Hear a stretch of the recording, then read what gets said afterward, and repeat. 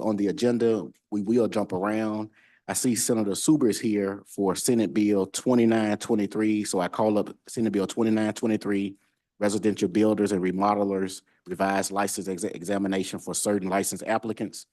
Senator Suber, you are recognized. Thank you, Mr. Chairman. This was a bill that passed the House and the Senate last year. And what this does is a few years ago, we passed a bill where contractors basically had to get a permit in order to work on certain properties. And what this bill will do, will create an exception for smaller municipalities and also counties. As far as municipalities, it's going to be 7,500 people or less. The city or municipality can actually opt out of the permitting. And as far as the counties, which will start on line 131 through 138, will allow the smaller counties under 22.5 to opt out. This opt-out period is only for a time of 5 years, and then after that, they all will be required to get a permit. And in addition, the municipality part is on 206 to 211. And in section 3, under part C, we currently, if it's under $10,000, they don't have to have a permit or a license. We increased that from $10,000 to $12,500. And the last part, in section 4, this language actually came from the Board of Contractors. We pulled it off their website. Electrical, say 290, 291, 292, 293, electrical, plumbing, mechanical, heating, ventilation, your HVAC folks do have to have a contractor's license now. What we did is we extended the time frame for them to be grandfathered in, allow them to go through this process to get their license in lieu of the test. We had that provision, but I think it was only in there for 6 months. That expired this past summer, but we just want to extend that till June 30th, 2025 to allow some of the individuals who did not go through the process to get their license, to give them another opportunity to do this. I know Senator Suber, some of the questions that came up on the floor when we actually presented the bill last year was that there are some contractors who have been engaging in this type of work for a long period of time. They may not have the required license, and we didn't want to hurt them immediately from doing this type of work in our respective communities. Does the bill protect them for a period of time? It does. This just, like I said, this gives them an opportunity to go get their license or to actually go through and get the alternative program, which it's a lot you have to send in, but you send in all this documentation, they'll grant you a license. And like I said, we just want to extend that till June 30th of 2025 to give everyone another year to actually go get their license, because it currently expired last, I think June 30th of 2023. Those contractors in our area who are not licensed, they can go through the alternative program outlined in line 296 through 323. Right, and this language was exactly what they had on the Board of Contractors had in their information on the website. We pulled it from there. Like I said, I understand. I mean, I'm a licensed attorney, and I don't want somebody out there practicing law who's not an attorney.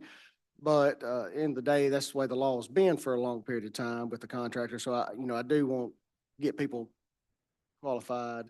I live in a county that we have 4 licensed contractors.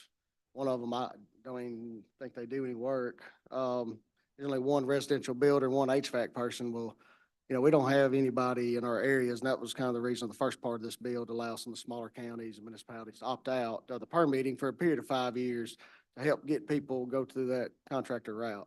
I'm gonna ask one other question before I open up to the committee for questions.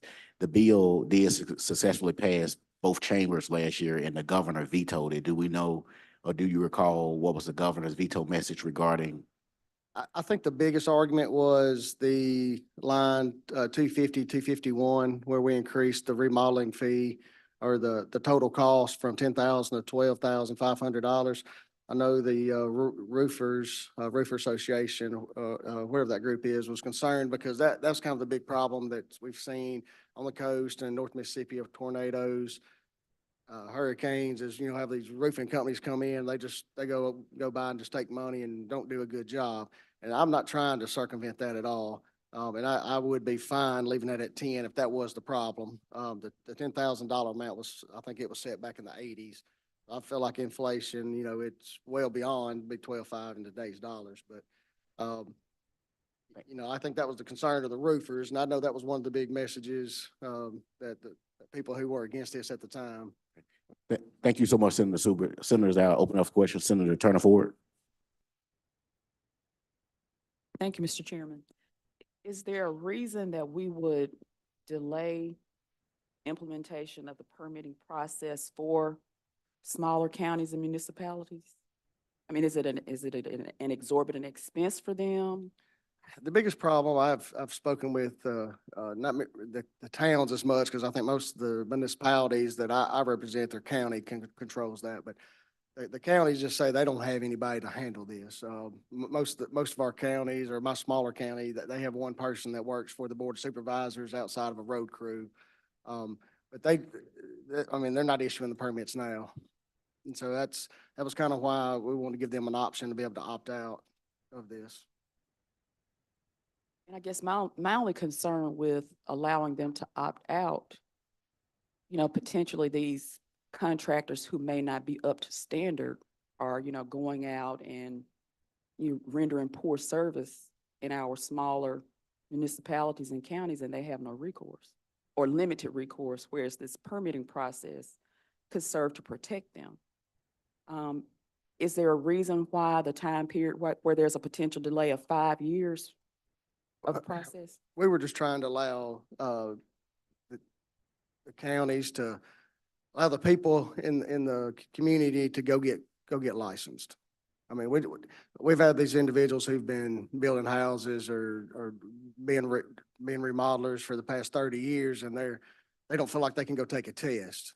And so we wanted to give them an opportunity to either work and try to get qualified to go this, or to give them a few years to maybe go another route if they choose to. Like I said, all these small counties I've looked into, they don't have any contractors. Is there a way that we could, excuse me, Mr. No, that's fine. Is there a way that we could do that without delaying implementation of the permitting? I guess I'm trying to think about what an amendment could be in this instance, but allowing some sort of monitoring to make sure that these contractors are on track to become licensed. And I would not be opposed to that. To me, this is a work in progress. I'd love to have any input, because I know there's lots of individuals who, were mad about this bill, and a lot were happy. But I'm open to helping in any way I can, because we have a lot of individuals who are feel like they're losing their job. They don't really know any other profession. So I want to do something to help them get. But and on the other side, I want to keep the consumer safe, because we all know of a contractor. I bet everybody in this room does, that has done a poor job, and someone is suffering from this, and that's not my intent. My intent is to just help some of these individuals, to get licensed. It's something I had actually talked with a few individuals about in the contracting world, was about maybe an apprenticeship program, something else to maybe help people along the way to get certified. Senator Turner Ford, if you okay, we can put a reverse repealer in it, and I will not bring it up on the floor until after we work on some language that will certainly take your concerns into consideration, because I certainly understand. Okay, so Senator Turner Ford motion is a reverse repealer. All those in favor signify by saying aye. Any ayes? All right. Any opposed? All right, the ayes have it. Reverse repealer is in the bill. Now, do we have a motion? All right, title efficiency do pass committee sub is the motion. All those in favor signify by saying aye. Any opposed? That motion is carried, and the bill will be reported. I look forward to working with Senator Turner Ford, because I'm open to suggestions. Thank you so much, Senator Super. All right, thank you. All right. All right, the next bill, senators, we'll go back to the top. Senate Bill 2502, and I know we have a committee sub. It's Senator Parks' bill. It was a bill. All right, so Senator, let me tell you what we have. If you look at the proposed committee sub in Title 19, which deals with the title for our counties, the notice requirements for special meetings in the current statute was 5 days. And Senator Parks' bill was to reduce it to 24 hours. And I understand that we have other provisions in the code that deals with like open meetings laws where a posting could be made within 1 hour, and that's sufficient for a public meeting.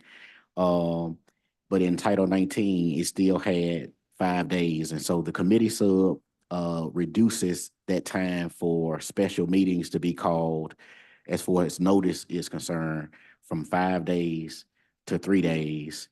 And I'll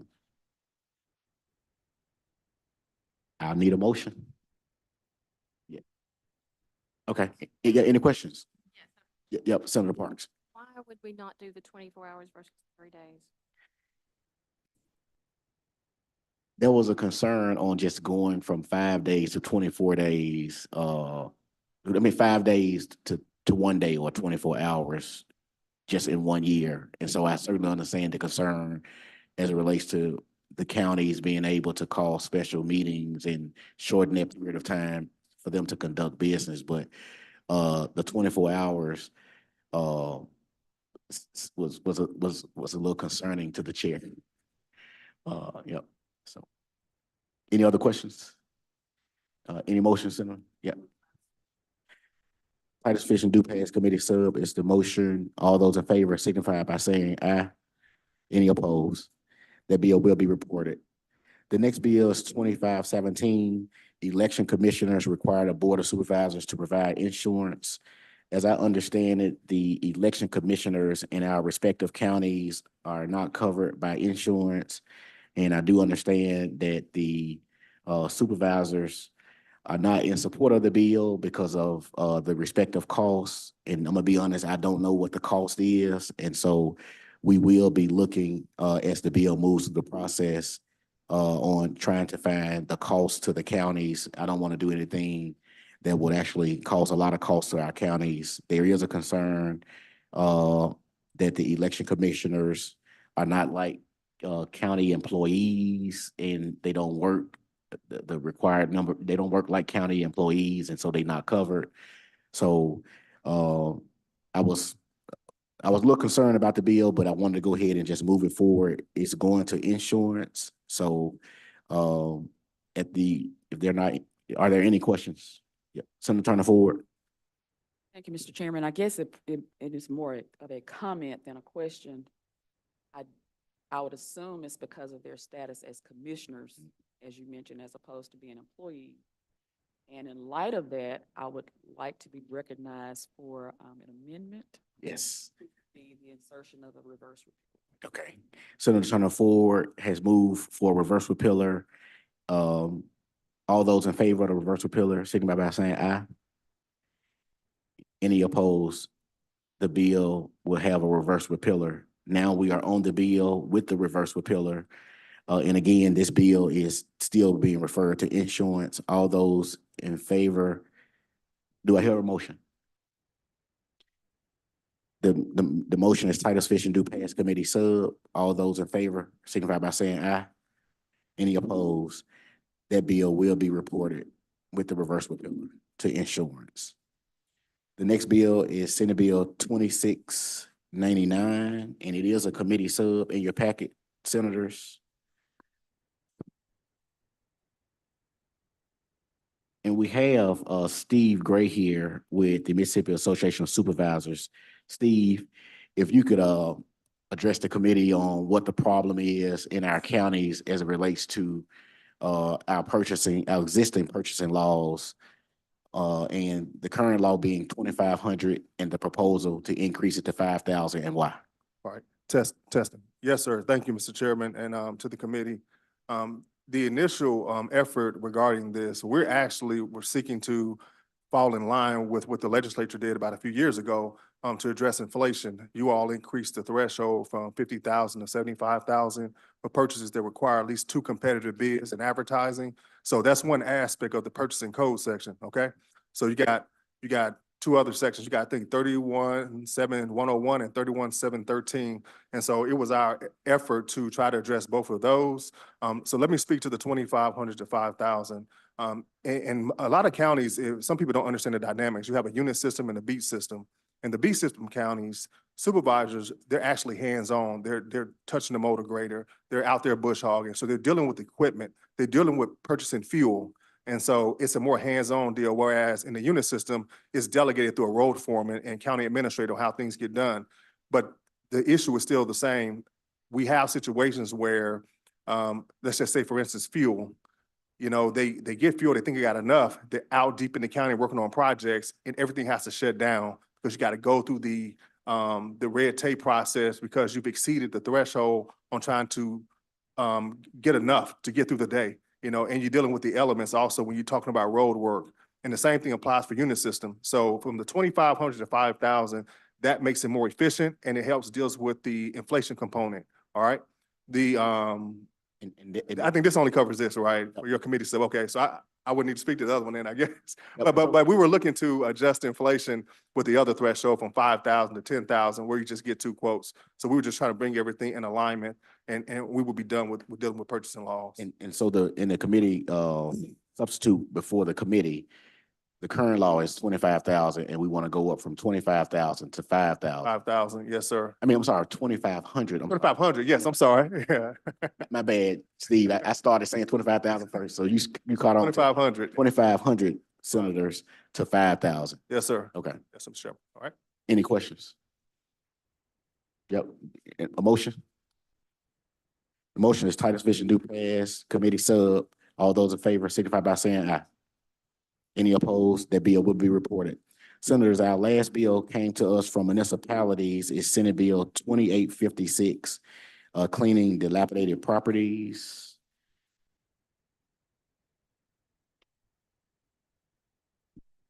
And I think what municipalities, they put a reverse repealer in the bill. They did. So they put a reverse repeal in the bill at lines 455 and 456. And that's the only change, but this is a bill that's been supported by MML, as I understand it, to help cities and counties to try to clean up some of the properties in their respective cities and counties. And so that's all the bill does. And the reverse repealer is in the bill to keep the bill moving through the process. Do we have any questions regarding Senate Bill 2856? Yeah, motion? Mr. Chairman, Okay, I'm sorry. Yeah, Senator Seymour, I'm sorry. where in here is the changes? I don't see any of this online. Is this all new language? It's not. There are no changes. That just brought the code section forward, Senator Seymour. And Senator McMahon. What is the intent? To look at the existing statute and try to figure out a way, I guess, to improve upon how do we help our cities and counties be able to use the current law as it relates to these properties. Thank you. Do I have a motion? Okay, Titus Vision do pass is the motion. All those in favor, signify by saying aye. Any opposed? That motion carried. The bill will be reported. Do I hear a motion to rise and report? Rise and report is the motion. Senators, thank you all so much for meeting in Senate County Affairs to this deadline. Thank y'all.